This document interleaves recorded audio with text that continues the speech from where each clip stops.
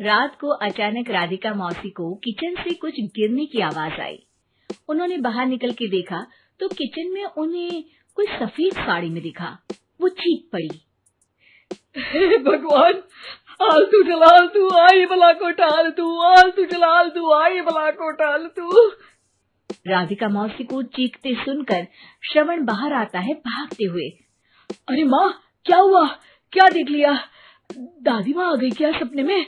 अरे बेटा, रसोड़े में देख तो कौन है? श्रवण रसोड़े में झांक कर देखता है और उसे कोई नहीं दिखता अंदर। अब रसोड़े में तो कोई नहीं है माँ। कोई सफेद साड़ी में नहीं है क्या? नहीं माँ, कोई भी नहीं है। चिल्लम चिल्ली की आवाज सुनकर काजल भी वहां आ जाती है। अब क्या हो गया माँ जी? अरे बेटा, रसोड़े में एक चुड़ैल थी सफेद साड़ी में।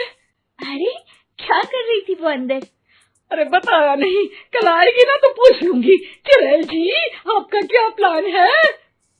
माँ जी, रात बहुत हो गई है, आपने कोई बुरा सपना देखा होगा, चलिए सो जाइए। राधिका मौसी सोने तो चली जाती है पर उनको रात भर नींद ही नहीं आती। वो कुछ भी उलझुल बातें सोचने लगती है। कहीं चुड़ैल की वजह से तो घर में टेंशन नहीं हो रहा, कहीं उसी की वजह से तो वो दादी नहीं बन पा रही। सुबह जब राधिका मौसी रसोड़े में छानबीन करती है तो पाती है कि नींबू का अचार गायब है। चुड़ैल नींबू का अचार ले गई, मुझे तो ठीक नहीं लग रहा कुछ। चुड़ैल को भी पता है कि जिंदगी का असली मजा तो खट्टे में ही है। राधिका मौसी झट से श्रवण को फोन कर देती है। बेटा, मुझे समस्या समझ में आ गई है, हमें एक तांत्रिक की जरूरत है। अरे क्या बोल रही हो माँ, तांत्रिक की क्या जरूरत है? आप पूजा पाठ तो कर ही रही हो ना। आलतू जलालतू मंत्र सारे फालतू जैसे कुछ मंत्र पढ़ो, चली जाएगी अपने आप चुड़ैल। अरे नहीं बेटा, कभी चुड़ैल को कम नहीं समझते। अरे तुझे पता भी नहीं चलेगा कि कभी वो छल करके काजल की जगह घर की बहू खुद बन जाएगी। क्या माँ, कुछ भी बोल रही हो? कहाँ काजल और कहाँ चुड़ैल? वैसे एक बात बताओ, काजल को अगर गाने के लिए बोल देना तो चुड़ैल काजल की आवाज सुनकर घर तो क्या धरती लोग छोड़कर चली जाएगी। तुम ना पढ़े लिखे बच्चे हर चीज को मजाक समझते हो। तुम रहने दो, मैं खुद ही तांत्रिक को बुला लेती हूँ। अच्छा सुन, शाम को इमली लेके आना। क्या है कि चटनी खाए बहुत दिन हो गए है ना। नहीं माँ, इमली तांत्रिक से ही मंगवा लो ना, आटा वगैरह भी उसी से पिसवा लेना। देखो मुझे काम करना है। श्रवण रात को कई तरह की सब्जियों के साथ माँ के कहने पे चटनी के लिए इमली भी ले आया था, लेकिन राधिका मौसी के दिमाग में अलग ही फिल्म चल रही थी। उन्हें अब सिर्फ शक ही नहीं यकीन होने लगा था कि शायद चुड़ैल ने श्रवण पर अपना जाल बिछा दिया था, जिस वजह से श्रवण उनकी बात ही नहीं मान रहा था। पर कोई नहीं, आने वाली रात में राधिका मौसी खुद तैयार हो गई चुड़ैल को पकड़ने के लिए। रुद्राक्ष की माला, तुलसी का पत्ता, हनुमान चालीसा सब हाथ के पास ही था, बस चुड़ैल का इंतजार था। और जैसा राधिका मौसी ने सोचा था वैसा ही हुआ। वो चुड़ैल उस रात भी आई, पर वो राधिका मौसी से तेज निकली और राधिका मौसी के उससे पकड़ने के पहले ही वो भाग खड़ी हुई।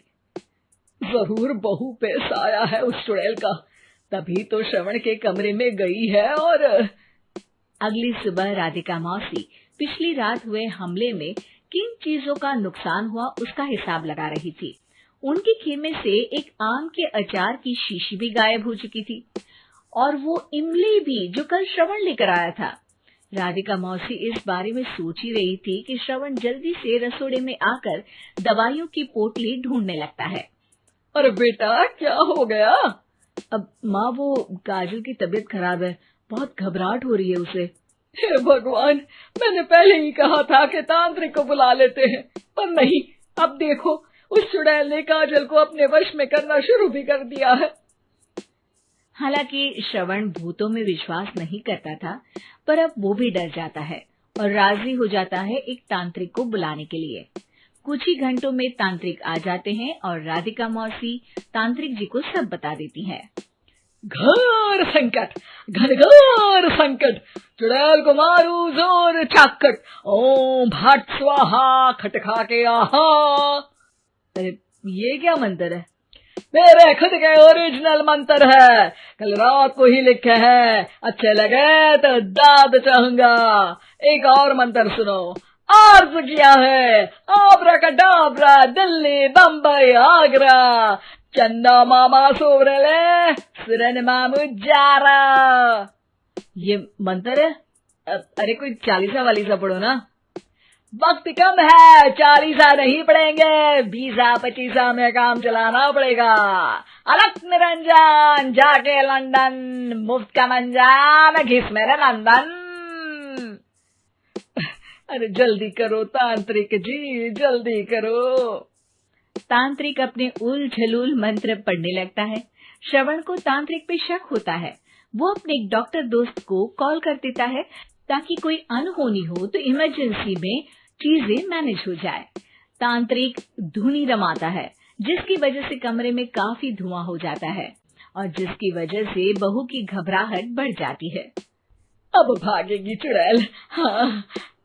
बहू खांसते हुए धुएं से बचने के लिए बाहर चली जाती है। अरे भाग रही है, भाग रही है। पीछे पीछे श्रवण भी जाता है। बहू एक सोफे पर बैठ जाती है। तभी डॉक्टर दोस्त आ जाते हैं और श्रवण को पानी लाने के लिए कहते हैं। थोड़े चेकअप के बाद डॉक्टर कहते हैं, मेरे हिसाब से जाप का काम पूरा हो गया है। क्या मतलब? अरे कुछ भी नहीं माँ, कोई चुड़ैल नहीं है, खुशखबरी है, अब दादी बनने वाली है। मगर वो सब अचार के डब्बे। श्रवण दोनों अचार के डब्बे अपनी माँ को दिखाता है, जो कि उनके बिस्तर के नीचे छुपे हुए थे। आपने सही बोला था माँ, वो चुड़ैल काजल ही थी जो खट्टा खा रही थी। हमें कल ही पता चला, पर हमने आपको ये तांत्रिक वाला काम करने दिया ताकि आपको भरोसा हो जाए कि भूत वगैरह कुछ होता ही नहीं। अच्छा, ये तो बड़ी खुशी की बात है। पर बेटा मुझे एक झाड़ू तो ला दे। क्यों माँ? ये तांत्रिक का भूत उतारती हूँ मैं। अब तांत्रिक राधा मौसी के डर से घर से भाग निकलता है और राधा मौसी उसके पीछे भागती है। अरे संकट ये घनघोर है, तांत्रिक मुआ चोर है।